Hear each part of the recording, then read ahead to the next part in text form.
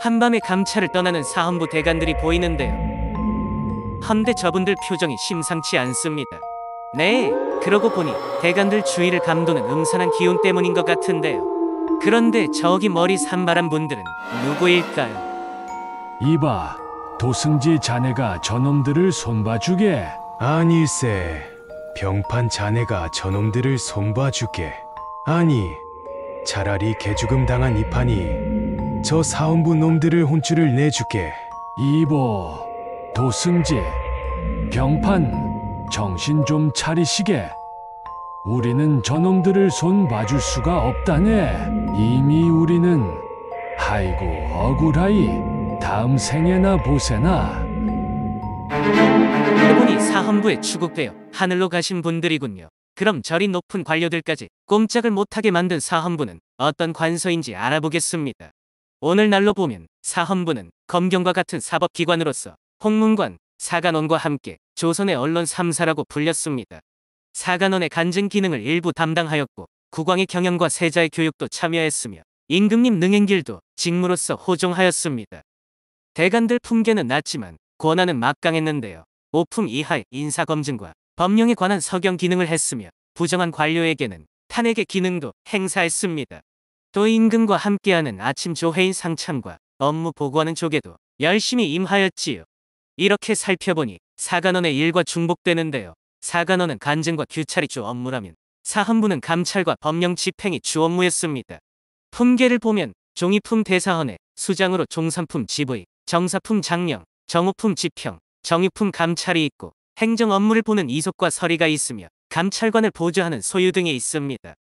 사헌부의 위계 질서는 어떤 관사보다 엄격했는데요. 사간원이 수평적이었다면 사헌부는 법령을 집행하는 곳으로서 수직 관계로 상급자가 뜰 아래 서 있으면 즉각 내려가 모셔올 정도로 위계 질서가 엄했습니다. 사헌부 임무 중에는 대궐문 문로에서 벼슬아치를 감찰하던 곳이 있었는데요. 그곳을 성상소라고 불렸습니다. 규정에 맞는 교자와 말을 탔는지, 복장은 불량하지 않은지, 걸음걸이는 거만스럽지 않은지, 또 숨겨진 풍문은 없는지 밖으로 안으로 숨어서 감찰하니 벼슬아치들은 사헌부가 두렵지 않을 수 없는데요. 그러면 너희는 얼마나 고결하냐 따져 묻는다면 사헌부도 당파에 속한 사람들이기에 자신들 당파는 관대하고 그 반대는 매섭게 몰아치니 사초를 기록하는 사관의 붓은 헌부를 비판하는 기록이 적지 않았습니다. 하지만 사헌부 대관들은 인애의 지신, 유학자로서 비겁하고 더러운 것보다 사명감을 먼저 생각했기에 나라의 풍속을 바로잡고 벼슬아치의 비리가 근절된 것입니다. 그럼 당시의 사헌부는 어떤 모습이었는지 조선왕조실록 속으로 떠나겠습니다. 어서 오세요. 역사의 현장 조선왕조실록입니다.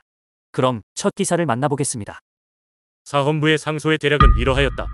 옛적에는 백성들을 시기에 맞춰 부렸기 때문에 부역이 3일을 지나지 아니하였으니 이는 백성들의 힘을 중히 여기고 농사에 힘쓰기를 생각한 것입니다. 지금 한도에 이궁을 짓는 것은 그만둘 수 없는 일이 오니 승도들의 노는 손과 부졸들의 상역자로서 부역시키는 것은 가합니다. 그러나 영선의 잡무와 공업의 큰 비용 그리고 농가의 사람과 소를 이용하여 운반하고 일하는 것이 적지 아니하오며 또 근년의 수재와 한재가 잇따라서 해마다 흉년이 들어 백성들이 먹기도 어려운데 지금 농사철을 당하여 공역을 멈추지 않으니 만약 파종할 시기를 잃어 장차 기근이 들게 되면 백성을 사랑하는 지극한 인정에 이지러짐이 있을까 두렵습니다.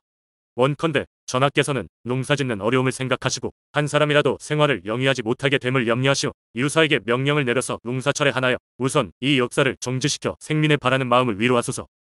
예, 기사는 태종 즉위 5년 때인데요. 사헌부에서 농사철을 피해 공사를 진행하자고 상소하였습니다. 선왕태조께서 조선을 세우며 한양천도를 천명하셨죠. 당시 한양에선 궁궐과 종묘, 사직, 육조 등의 공사가 한창 진행 중이었는데요. 태조 3년이 돼서야 천도되었습니다. 그런데 2대 임금으로 즉위한 정종께서 아직도 기반이 미비하다고 다시 수도를 개경으로 옮겼지요. 이후 왕자의 난이 일어났고 태종 즉위 이후 온전히 한양이 수도가 되었죠.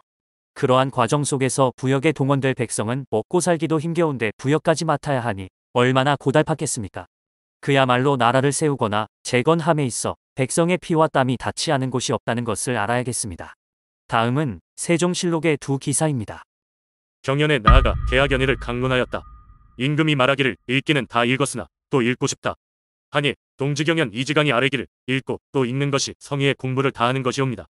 임금이 말하기를 지금 각도의 수령이 구제 사업에 힘쓰지 않는 것 같으니 감찰을 보내서 그 여부를 살피고자 한다. 정초가 아뢰기를 지당하옵니다. 신은 근자에 듣자오니 경상도 백성이 많이 전라도로 옮겨간다는데 그는 전라도가 지난해에 농사가 비교적 풍년이기 때문이랍니다.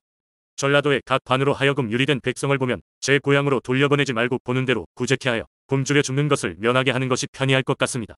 임금이 말하기를 상왕께서도 유리되어 다니는 백성을 제 고향으로 돌려보내지 말고 곧 호적에 올리게 하라는 명령을 내리셨다.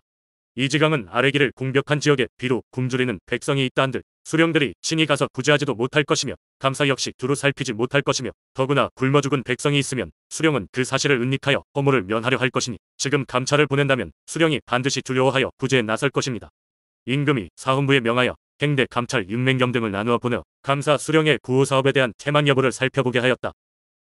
무릇 백성이 몸이 있으면 여기 있는 까닭으로 머리를 깎고자 하는 사람은 반드시 도첩을 받아야만 출가하게 되는 것은 이미 뚜렷한 영이 있는데 지금 무식한 중들은 국령을 두려워하지 않습니다. 다만 양반의 자제뿐만이 아니라 여기 있는 군인 향리역자, 공사천의 남녀들도 또한 모두 마음대로 머리를 깎으니 심히 미편합니다. 이후로는 양반의 자제로서 증이 되기를 원하는 사람은 부모와 친족이 사유를 갖춰 승록사에 보고하고 승록사에서는 예조에 보고하고 예조에서 계문하여 교지를 받은 뒤에야 정전으로 오승포 100회를 바치고 나면 그제야 도첩을 주어 출가하기를 허락하고 그 여기 있는 사람과 독자, 처녀는 일절 모두 금지시키고 이를 어긴 사람은 환속시켜 마땅히 차역시키고 부모와 사승과 사주는 모두 중하게 논죄하되 남편이 죽어 수신 삭발한 사람은 이에서 제외할 것입니다. 예, 어떻게 들으셨나요? 첫 기사는 세종께서 경연 중에 이미 읽은 책을 또 읽고 싶다고 말씀하셨는데요. 학문에 대한 깊은 열의가 느껴지지 않으십니까? 세종께서 경연관들과 경연이 끝나시고 나랏일을 논하셨는데요. 배고픈 경상도에 백성이 제9호를 두고 풍년을 맞은 전라도로 이동했다는 합니다. 당시 조선은 호적을 둔 곳에서 벗어나는 것을 금하였는데요. 그러나 경연관들이 입을 모아 유민에게 관용을 베풀자고 합니다. 그러니 세종께선 유민에게 호적을 올려준 선왕의 전례를 드시며 동의해 주십니다. 그어진 임금님의 그어진 신하들이 아니겠습니까? 다음 기사는 일부 백성이 나라의 부역과 군력을 피하기 위해 중이 되고자 머리를 깎고 산으로 올라갔다고 합니다. 그 중엔 양반 자제와 병사들도 있고 범죄를 저지른 자들과 머리를 깎은 여인들까지 말이지요. 이에 사헌부가 건의하길 승려의 신분증서가 없는 가짜는 모두 찾아내어 죄를 묻고 이를 방관한 관리들을 처벌하자고 건의합니다. 당시 사회의 풍토를 알 수 있는 기사입니다. 다음 두 기사입니다. 사헌부에 전지하기를 수령이 법을 범하면 마땅히 죄를 주어야 하는데 그 부민들이 수령의 과실을 몰래 알고는 공갈하고 협박하여 손을 쓸 수 없도록 함으로써 관리들이 감히 수하할 수 없게 되며 불용과 유욕을 모두 부과하지 못할 뿐만 아니라 마침내는 도리어 회류하는 자까지 있는데 제읍에 모두 이러한 자들이 있을 것이니 제도의 관찰사로 하여금 모두 다 쇠출하여 전가를 멀리 보내고 앞으로는 부민 가운데 수령을 고소하는 자는 다만 그 자신의 원억한 사실을 묻고 나머지는 모두 묻지 말게 하라.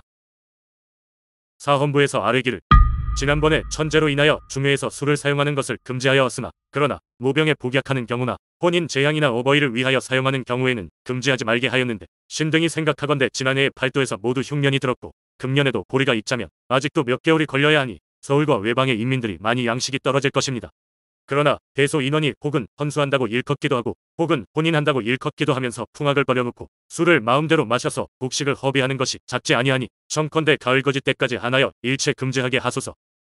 성종실록의 두 기사인데요. 첫 기사는 고을민들이 수령의 과실을 알고 오히려 제2익을 도모하려 수령을 협박해 조세와 부역을 부과하지 못하므로 성종께서 사헌부에 전지하길 그와 같은 일을 샅샅이 조사하고 수령을 고소하는 자는 억울한 이후에는 모두 금하라 하십니다.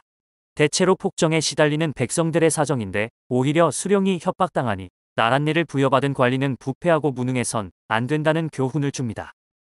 두 번째 기사는 자연재해로 인해 혼인, 제사 등을 빼고는 금주하라고 단속했으나 여전히 여염집에서는 곡식을 허비하며 술을 빚고 풍악을 벌인다고 합니다. 오늘날의 배부르게 먹고 마시는 넉넉함과 자유의 절로 겸손함을 지니게 하는데요. 귀한 곡식을 지키려 가을까지 일체 금주하자고 건의합니다. 역시 미풍양 속을 바로잡는 사헌부답습니다. 다음 기사입니다. 사헌부가 올리기를 전교하시기를 요사이 경연에서 대간이 이를 말하게 되면 시간이 넘어도 나가지를 아니하여 이 때문에 진창과 문안이 간혹 제때를 잃게 된다 하셨는데 신등도 진서는 제때 하지 않을 수 없으며 문안도 또한 늦추어서는 안 되는 것을 알고 있사옵니다만 외관에서 들으면 전하께서 대간의 말이 괴롭고 실증이 나서 이 교서를 내린 것으로 알까 두렵습니다. 또 임금의 위엄이란 뇌정이나 부월 정도뿐이 아니온데 이 전교를 들을 것 같으면 누가 즐겨서 뇌정을 범하고 부월을 무릅쓰면서 항안하여 바른 말을 하오리까. 장차 원료가 폐색되어 나란 일이 날로 글러질까 두렵습니다. 하니 전교하기를 내가 경등의 말을 꺼려서가 아니되 경등이 차자까지 올린 것은 과하다. 경등이 매양 성종조의 일을 일컫지만 성종께서는 고명하셔 대간이 말한 것이 가하면 들으시고 가하지 아니하면 듣지 않으실지라도 대간 역시 강경히 고집하지 않았다.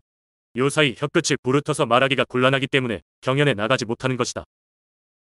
연산께서 경연을 제때 끝내주지 않는다고 불만을 토로하셨는데요. 이에 사헌부에서 논박하길 진찬과 문안 시간에 맞춰 경연을 끝내줘야 하는 건 맞지만 공부를 하다 보면 시간이 넘는 것은 도리가 없는 것을 어찌 그토록 대간을 꺼리고 실증을 내시냐고 원망하는데요. 그러니 연산께선 과인이 대간을 꺼려서가 아니라 혀끝이 부르터서 말하기가 곤란하다고 변명하십니다. 혀끝이 부르터서 라는 뜻의 대간들의 심정이 어떠했을까요? 우리네 백성은 종일 땡볕에서 일하는데 임금의 자세가 저 정도라면 속히 정신 차리고 시정되길 바라겠죠. 다음 기사입니다. 사헌부가 아뢰기를 도승지정철은 술주정이 심하고 광망하니 퇴직시키소서. 원접사의 종사관은 그 재주만을 취하는 것이 아니라 반드시 한때의 극선인 인물이어야 하는데 고경명은 전일에 권간에게 붙었었으니 다시 차임하도록 하소서. 하니 윤허하지 않는다고 답하였다. 우리가 익히 알고 있는 분이죠. 바로 송강정철이신데요. 이분은 문학 시간에 배운 관동별곡, 삼위인곡 등을 지으신 문인이자 정치가이십니다.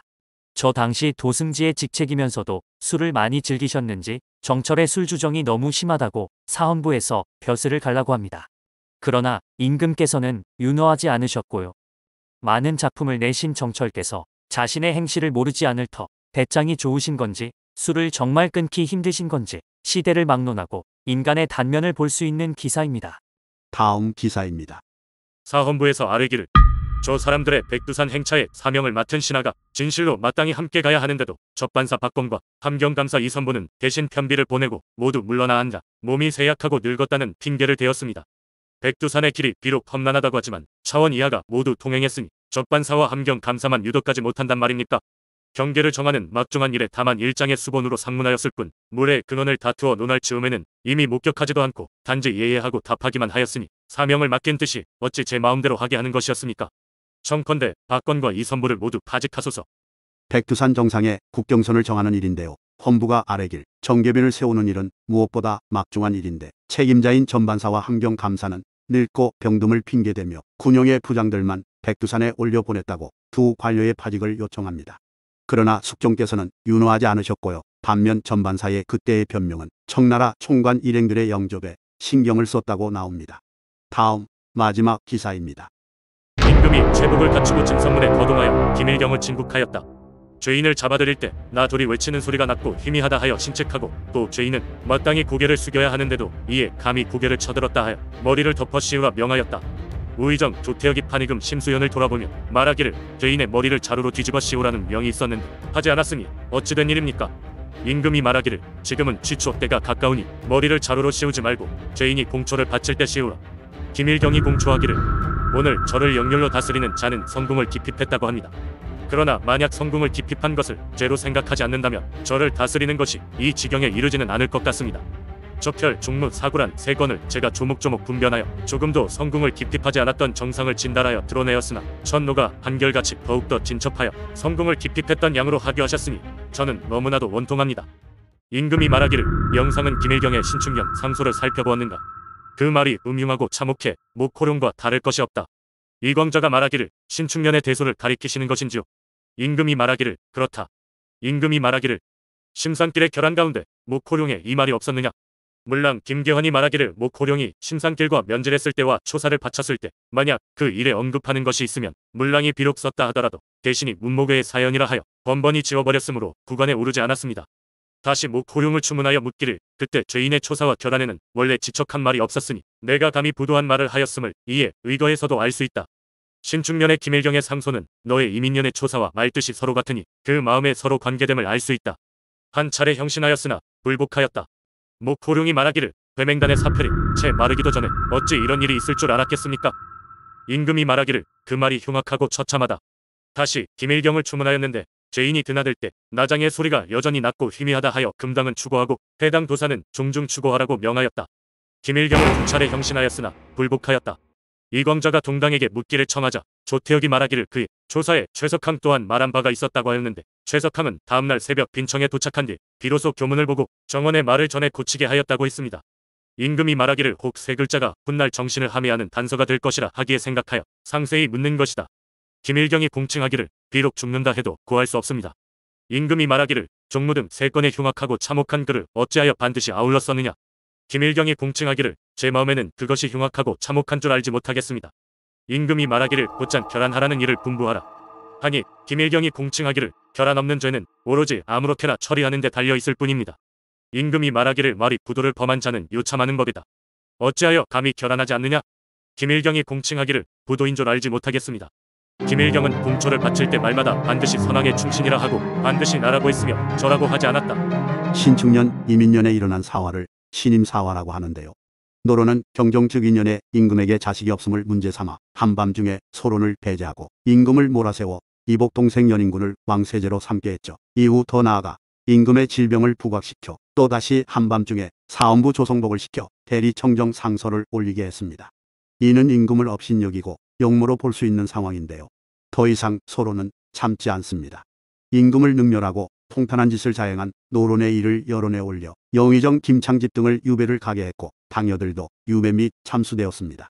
사화를 이끈 인물이 소론 김일경이고, 이후 1722년 이민년에 김일경은 노론과 어울린 목호룡을 설득해 경종 즉 2년에 노론 자제들이 칼, 독약, 패출로 반정을 준비한 것을 고변하게 만들었지요. 당시 세제로 있던 영조는 심정이 어떻겠습니까? 자신을 세제를 만들어준 노론이 제거가 되고 자신 목숨도 풍전등하니 얼마나 두렵고 미웠겠습니까? 다행히 경종은 이복동생 세제를 보호해줬고, 이후 경종 즉위 4년 만에 죽게 되면서 신임 사화를 주도한 김일경과 목호룡은 국정에 세워지게 된 겁니다.